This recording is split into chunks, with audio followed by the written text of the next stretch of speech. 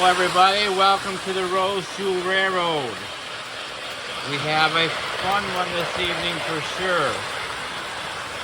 We are featuring the Lionel Sound of Steam and the Marx Sound of Power.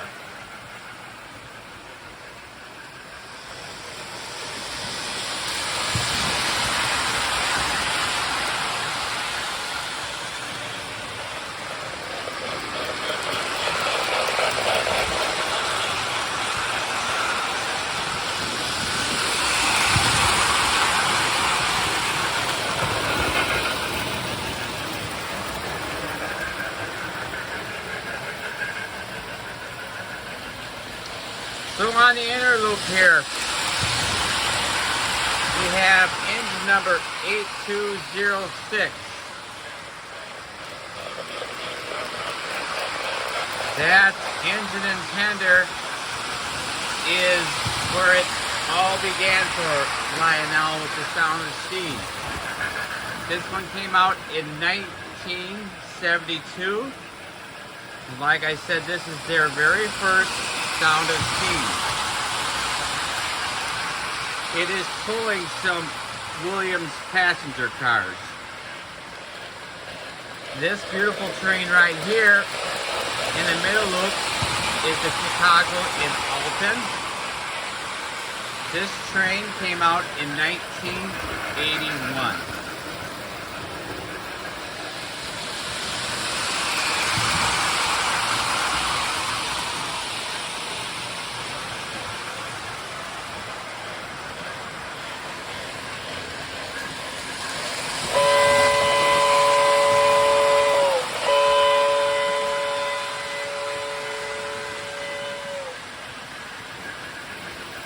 This Marx train going around the other edge.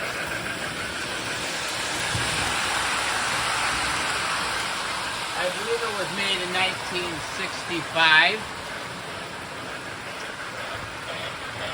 It is the Marx Big Rail set. Engine number 1666. Newer version of the older Marx 666.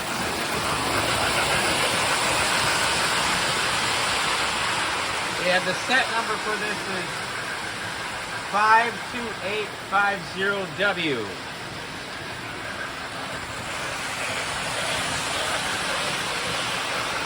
Real pretty little set.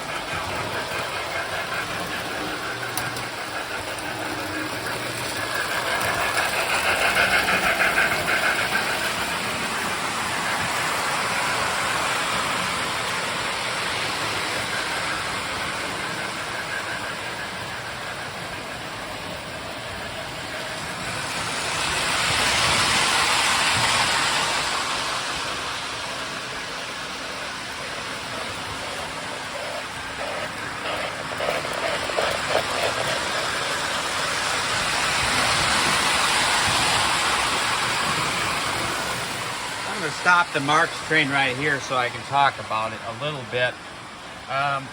Like I said, from what I've researched, it came out in 1965. And it has the Sound of Power.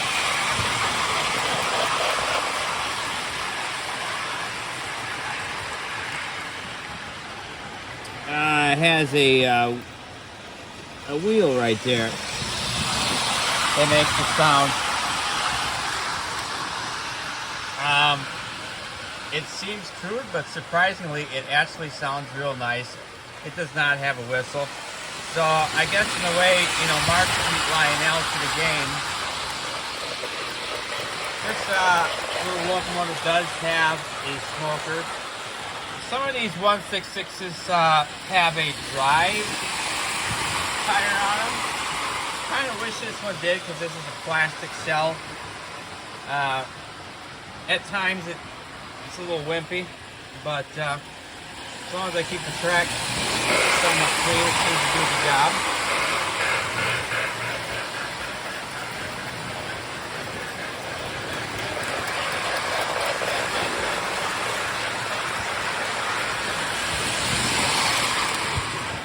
let's stop this one right here. 8206. This one came out in 1972. You did not have these Williams tractor cars behind it. But I've always thought this one was an absolutely beautiful locomotive.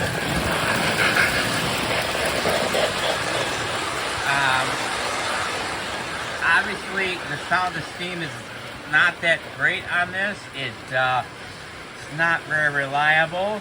From what I have read, more people had power problems with the whistle than they did the chuffing. I am the other way around. This whistle has always worked great for me, but the chuffing on it, when I first got it, it was just all static. When they called it sound static, it was all static. I basically had to just disconnect the wire on it. This one only has one wire, and when I get over to the Chicago and Alton, it's got two wires. But I guess it wasn't long after this one came out that Lionel just changed it and got rid of the whistle and just had the chuffing. I have had the circuit board reworked on this. I took Sommerfeld trains in Milwaukee, and the train mechanic did do some work on it. It's still not perfect. The chuffing is pretty quiet on it, but at least you can stand to have it hooked up and use the whistle.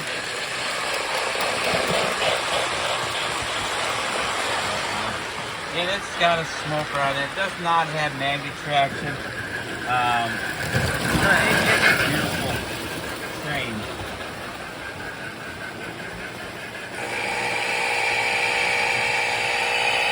There you can hear the sound of power about the best. And it's got a whistle.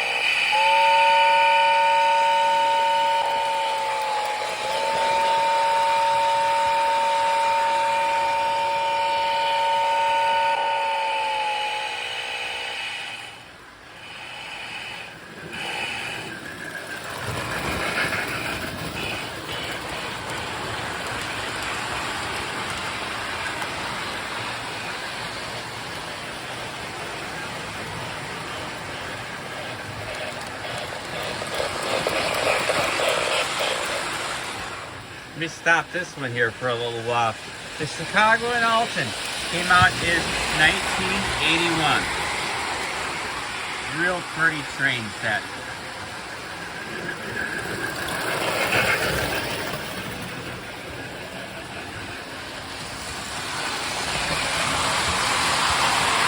I'd say the sound of steam on this one works rather well.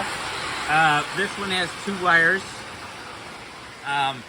I can't explain which one does what and why it's different from the other one. Sorry, I didn't do that much research, but yeah, you just hook them up the correct way, and it works pretty decently. This is just a beautiful train, and this in 1981 was, you know, an elite set also.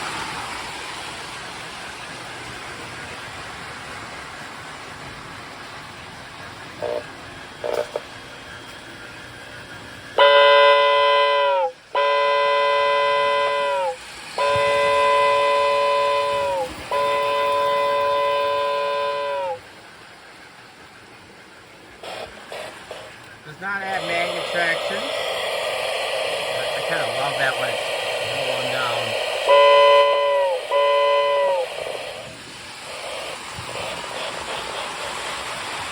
Obviously it's got a smoker on it.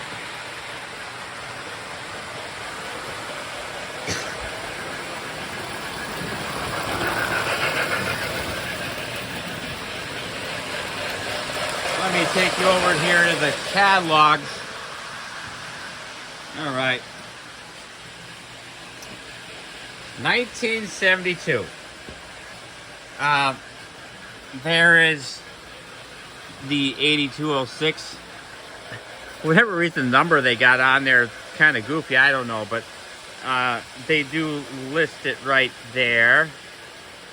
Yeah, right. 8206 A. So, yeah. They're calling it massive back then, you know, the old Hudson. It's about the same size as the 2055 for you post-war guys that know them. But this was quite the set back then. I mean, we all know that Lionel was, you know, struggling right about this time period. So, I mean, there just, you know, wasn't a whole lot of, as far as steam goes. You know, this was the set. So, or it wasn't even a set. It's the engine and tender. Actually, I did hear that they did sell it later as a set with some box cars. It's not pictured here, but yeah, I can't explain that, but yeah, there it is. And I don't know what it retailed for, but it was quite the thing in 1972. My 1981 catalog, for whatever reason, this 1981 catalog, a little bit smaller. There's my Chicago and Alton set. And on the previous page, you can buy just the engine and tender. Okay, back over here.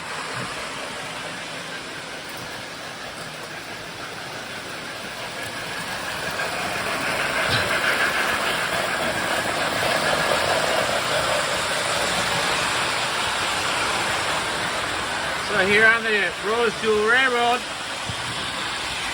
I like to talk about my personal connection with the trains I have here.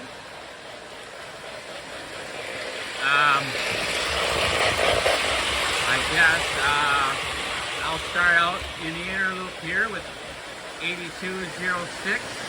This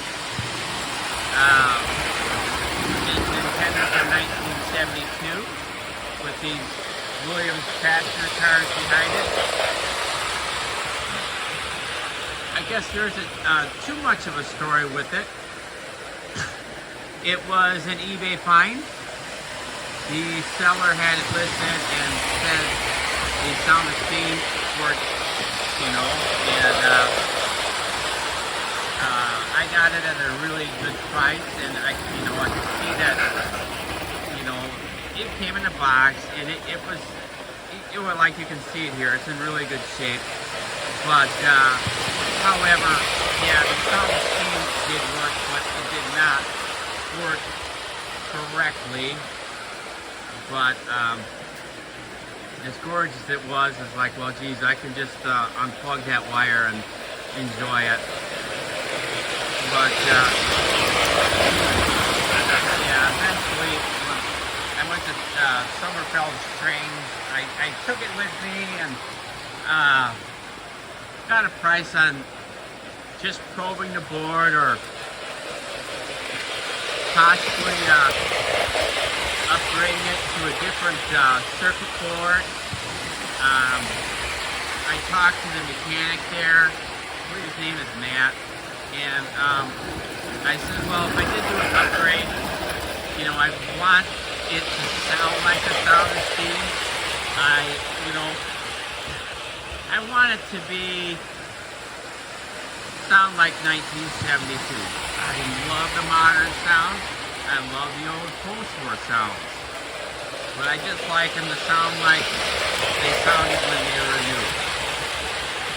So, but when you looked at it, we were able to move a little bit. Like I said, the chopping's a little quiet on it, but at least I can stand to have it plugged in and use the whistle.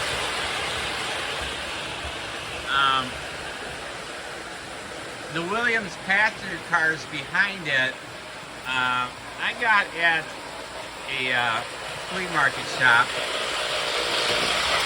and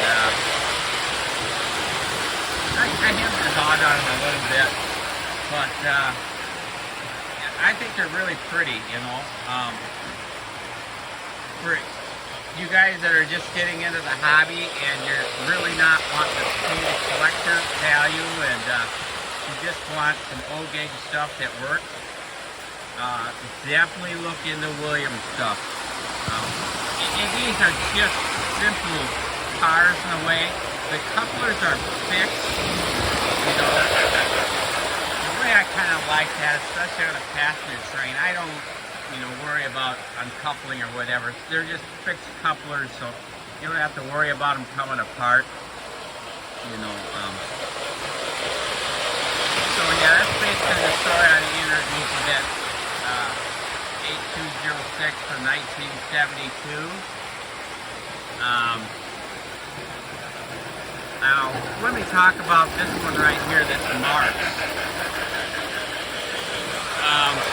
So that's the Marx set. I believe it was made in 1965.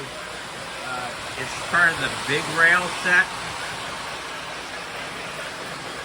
So, the interesting part about this set here was, actually, from what I seen about the 166, you know, I've got a couple 666s, and it didn't really interest me too much, but that tender was interesting, you know. I thought, well, geez, you know, I just kind of like that, get that. Well, I got on eBay, and somebody had just listed this train. I mean, just listed it. And it had everything except that middle logging car. And it just so happened that I had that middle logging car in my collection, you know, just separately. It came with the whatever. So, and that was the only car it was missing. You know, it's kind of like, well, I had that car, but I was missing the rest of the set. So it was just, yeah, I got lucky. And not to mention, I, you know, messaged the guy a little bit through eBay, and I kind of mentioned that he was missing a logging car, and he says, yeah, if I had that, I'd be asking a lot more for it. And I quickly, he had to buy it now, so I quickly bought it, because I jacked that just a few years ago for like $60 off eBay. And, you know, usually that tender alone is going for that or more. So, yeah, I'm pretty proud of getting that. It's in really nice shape. I don't have a box for it, you know, but, yeah, so that's the story of my 166. Okay, now I guess the Chicago and Alton here.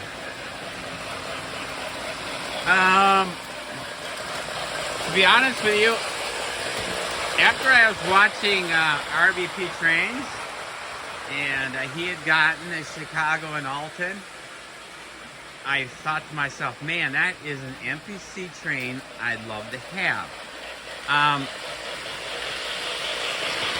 Not only that, you know, I can remember, you know, 1981, I was a kid, you know, I'd been about 11 years old, and, you know, locomotive and tender like that, and sometimes the set would show up in the JCPenney catalog, and, you know, if it was the locomotive and tender, a lot of times it'd be on a wooden block,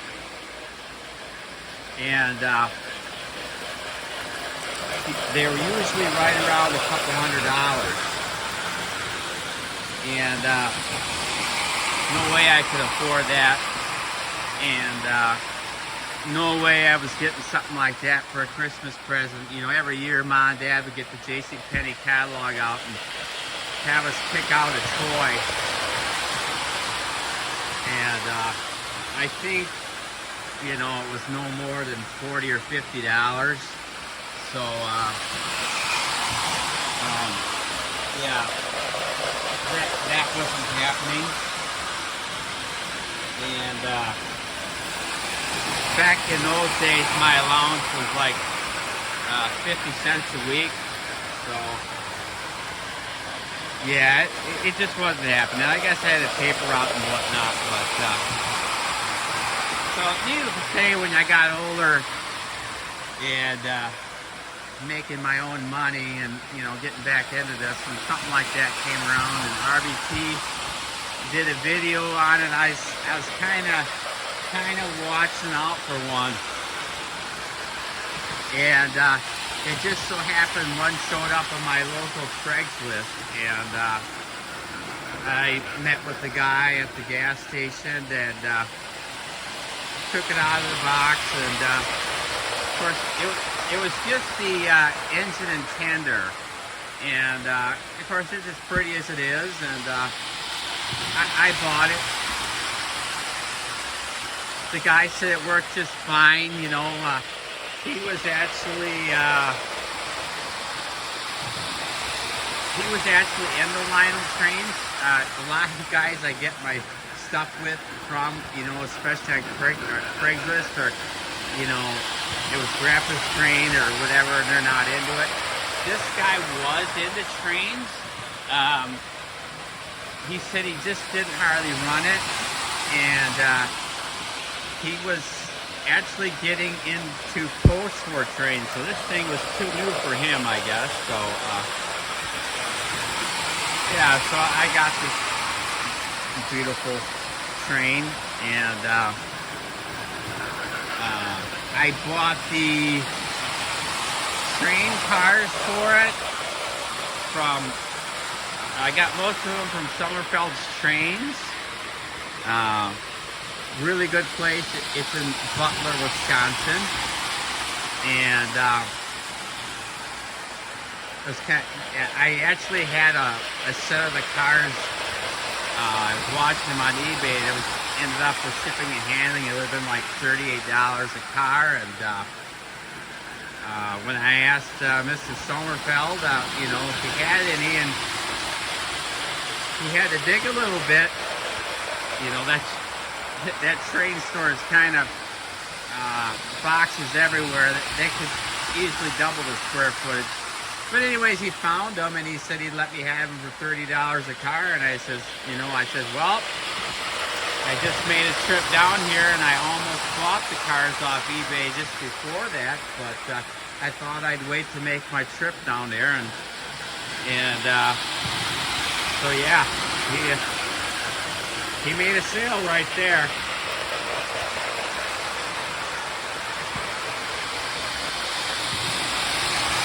Yeah, that was on the same trip that I got my 8206 fixed at, you know, and I was picking up the black 8206, and I bought those cars, and I was talking to Mr. Sommerfeld, and I think he's about my age, and so we, you know, basically when we were kids, the MPC era was is what you could buy new, and I guess the only the fortunate ones could actually get this stuff. But anyways, he said, and this is coming from a guy that obviously owns a lot of trains, you know, and he said that the Chicago and Alton, the Lionel Chicago and Alton, was his favorite set. And I mean, I can see why. I think it's a beautiful set too. Lionel did reissue this set in more recent years, but I think this one's prettier. I'm sure the sounds and stuff are better on the newer one. Yeah, it's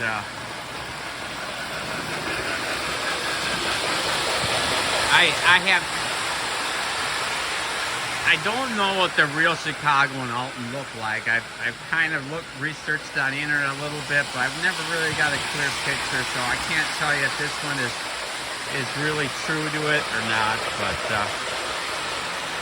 it is a beautiful set. What I want to do now is kind of, I got not to mention me talking, but we got a bunch of rumble jumble going on here. I want to turn them off, and you can hear them one by one.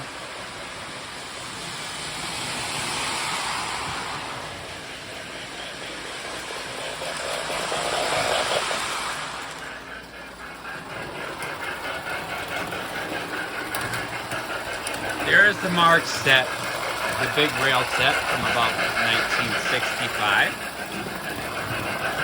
I mean, Marx being a low dollar set, I mean, they did one heck of a job. I mean, really, and it works great. I don't know, I haven't heard a whole lot of bad things, you know. I heard some things, you know, about the sound esteem, you know, not being very reliable and stuff, but these seem to work pretty good, in my opinion.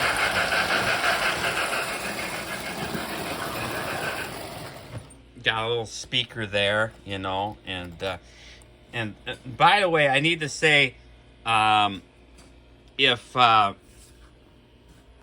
any of you are, you know, buy one of these, before you run them, all of these have got bad foam in the bottom, and be sure to replace that foam.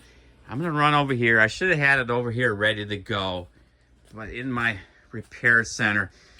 That is 3M tape I got from Ace. I mean, it's a generic 3M, but it's just double-sided tape. And just get rid of that foam and put some of that down. It works wonderful. But going back to where I was here. So all these I've had to replace, and like I said, you know, usually I get a train, I'm anxious to run it at least one lap before I even put some oil on it. But these, you don't want to do that. You do want to replace that foam. Let's see. Let's start up this one. This is the black one, the 8206.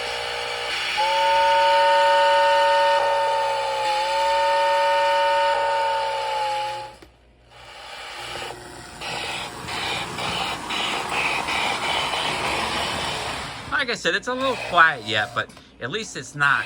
It was really bad. You know, they call it the sound of static, but like I said, it was all static.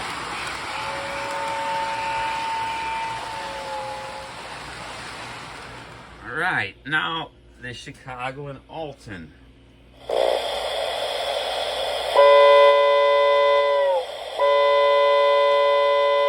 Gotta love that whistle, huh?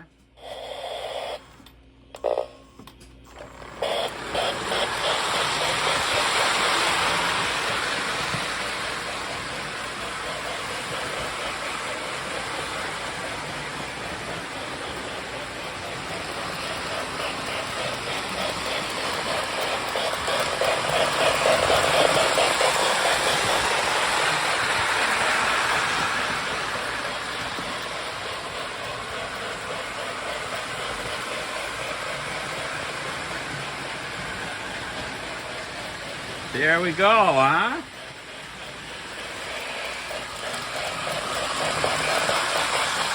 I love these empty serial trains, and I love the sound of these.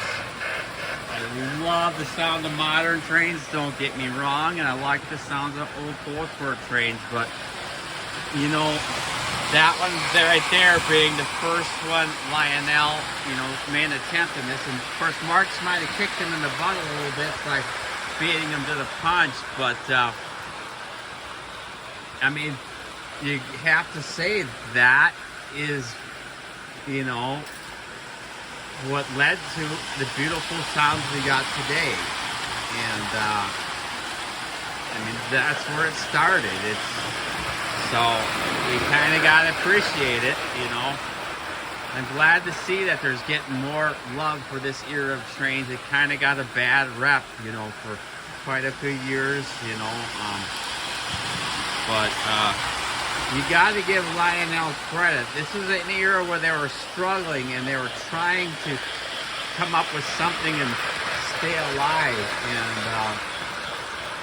it might have took a while, but they did it. So I'm glad to have them in my collection. So anyways, this has been the Rose Jewel Railroad, and give me a thumbs up, and please leave a comment. I love reading comments. It's really fun to hear from people, and I really could use some more subscribers. Subscribers are hard to come by lately, so I hope you enjoy my content, and thank you very much. This has been the Rose Jewel Railroad. Bye now.